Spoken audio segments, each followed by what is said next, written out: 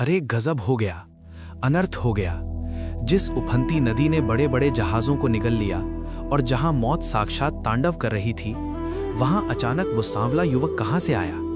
उसकी नाव कागज की तरह हल्की थी, फिर भी लहरें उसे छू तक नहीं पा रही थीं। क्या साक्षात खाटू के राजा ने अपने भक्त की पुकार सुनकर जल की गहराई में कदम रखा था। उड़ीसा के जगन्नाथपुरी से कुछ दूर समुद्र के किनारे बसे एक छोटे से मछुआरों के गांव नील शिखर में गोपाल नाम का एक युवक रहता था।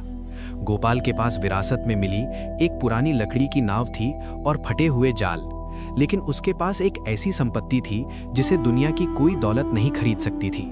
वो थी खाटू वाले श्याम बाबा की अटूट भक्ति। गोपाल का नियम था कि वो हर रोज समुद्र में उतरने से पहले अपनी नाव के अगले हिस्से मस्तूल पर लगे बाबा श्याम के चित्र पर ताज़ा मोर पंख चढ़ाता और हाथ जोड़कर कहता, बाबा ये लहरें बहुत बड़ी हैं और मेरी नाव बहुत छोटी, पर मुझे डर नहीं क्योंकि मेरी पतवार तेरे हाथ में है। गांव के अन्य मछुआरे जिनके पास आधुनिक मोटर वाली नावें थीं, अक्सर गोपाल का मजाक उड़ाते। वे कहते, गोपाल समुद्र की लहरें किसी का मंत्र या भजन नहीं सुनती, वे केवल मजबूत इंजन और लोहे की चादर पहचानती हैं। तू इस पुरानी लकड़ी की नाव पर अपना और अपनी बूढ़ी माँ का जीवन दांव पर क्यों लगाता है। गोपाल बस एक ही जवाब देता, साहब इंजन धोखा दे सकता है पर मेरा सांवरा नहीं, वो हारे का सहारा है। अक्टूबर का महीना था। अचानक मौसम विभाग ने एक महाचक्रवात सुपर साइक्लोन की चेतावनी जारी की। आसमान का रंग डरावना स्याह हो गया और समुद्र की गर्जना 10 मील दूर तक सुनाई देने लगी। प्रशासन ने सख्त आदेश जारी किए कि कोई भी समुद्र के किनारे ना जाए। गांव के सभी मछुआरे अपनी नावें सुरक्षित स्थान पर बांधकर ऊंचाई वाले इलाकों में चले गए। तभी गांव में एक हृदय विदारक चीख गूंजी। पता चला कि गांव के 5 छोटे बच्चे जो किनारे पर खेल रहे थे, अचानक आई एक विशाल लहर टाइडल वेव के साथ गहरे समुद्र में खिंच गए हैं। वे बच्चे एक पुरानी बिना पतवार वाली नाव में फंस गए थे जो तेज हवाओं के कारण किनारे से बहुत दूर मौत के मुंह में जा चुकी थी। बच्चों की माताओं का रो रो कर बुरा हाल था। गांव के सबसे अनुभवी गोताखोरों ने समुद्र की ओर देखा और कांपते हुए पीछे हट गए। लहरें 30-40 फीट ऊंची उठ रही थीं। समुद्र साक्षात यमराज की तरह मुंह फैलाए खड़ा था। गोपाल से उन माताओं की कराह नहीं सुनी गई। उसने अपनी पुरानी नाव श्याम सुदामा की रस्सी खोली। गांव वालों ने उसे पकड़ लिया। पागल मत बन गोपाल, तू भी नहीं बचेगा और तेरी नाव के तो चिथड़े उड़ जाएंगे। गोपाल ने चिल्लाकर कहा, अगर आज उन बच्चों की बलि चढ़ गई तो कल दुनिया उस खाटू वाले को उल्हाना देगी कि तेरा भक्त चुपचाप तमाशा देखता रहा।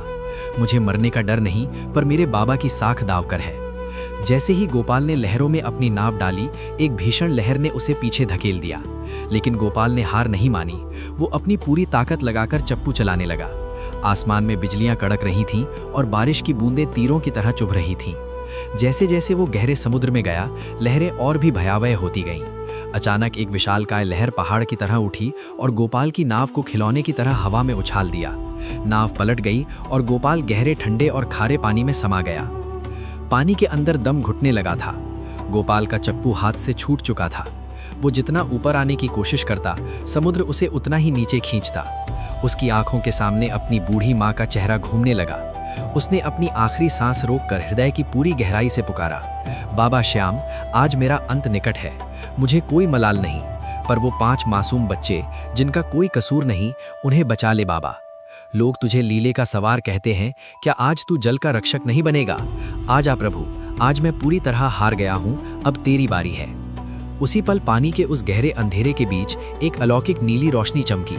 गोपाल ने अपनी धुंधली आंखों से देखा कि पानी के भीतर साक्षात एक दिव्य आकृति खड़ी थी।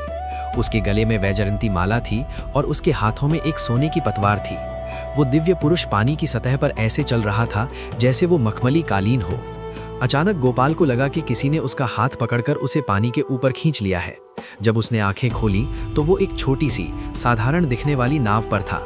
उसके सामने एक सांवला युवक खड़ा था जिसने सिर पर नीला साफा बांध रखा था और उसके कानों में कुंडल चमक रहे थे। उस युवक की मुस्कान में ऐसी शांति थी कि बाहर चल रहे भयंकर तूफान का डर पल भर में गायब हो गया। युवक ने मधुर स्वर में कहा, बावले, इतनी जल्दी हिम्मत हार गया? अभी तो उन बच्चों को घर पहुंचाना है। पकड़ इस पतवार को।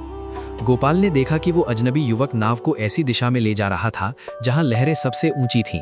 पर ताज्जुब की बात यह थी कि जैसे ही नाव लहर के पास पहुंचती, लहर अपने आप बैठ जाती। चंद मिनटों में वो उस नाव तक पहुंच गए जहां बच्चे मौत के डर से एक दूसरे से लिपटे रो रहे थे। युवक ने एक एक करके 5 बच्चों को अपनी नाव पर चढ़ाया। उन बच्चों ने बाद में बताया कि उस सांवले रसोइये, मेरा मतलब है उस सांवले नाविक ने जब उन्हें छुआ तो उन्हें ऐसा लगा जैसे उनकी मां ने उन्हें गोद में ले लिया हो। गांव के किनारे पर हजारों लोग जमा थे। वे केवल गोपाल और बच्चों की लाशों का इंतजार कर रहे थे। तभी कोहरे और तूफान को चीरती हुई एक छोटी सी नाव दिखाई दी। लोग अपनी आंखों पर विश्वास नहीं कर पा रहे थे। वो नाव बिजली की गति से किनारे पर आकर रुकी। 5 बच्चे सुरक्षित थे और गोपाल बदहवास सा खड़ा था।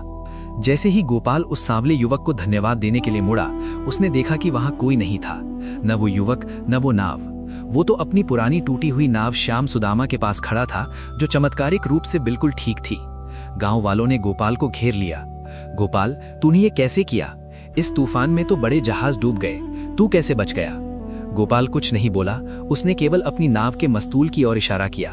वहां बाबा श्याम की तस्वीर के पास एक गीला मोरपंख रखा था और उस पर से चंदन की महक आ रही थी।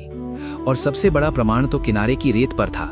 जहां से वो युवक गया था, वहां इंसानों के नहीं बल्कि नीले घोड़े के खुरों के निशान थे, जो सीधे समुद्र की लहरों की ओर जाकर विलीन हो गए थे। कहते हैं कि उस दिन के बाद नील शिखर गांव का हर बच्चा बाबा श्याम का भक्त बन गया। गोपाल की वो पुरानी नाव आज भी उस गांव के मंदिर में रखी है, जिसे छूने मात्र से लोगों के दुख दूर हो जाते हैं। ये कहानी हमें सिखाती है कि भगवान केवल पत्थर की मूर्तियों में नहीं रहते, वे जल में, थल में और नभ में हर उस जगह मौजूद हैं जहां कोई हारा हुआ इंसान उन्हें सच्चे दिल से पुकारता है।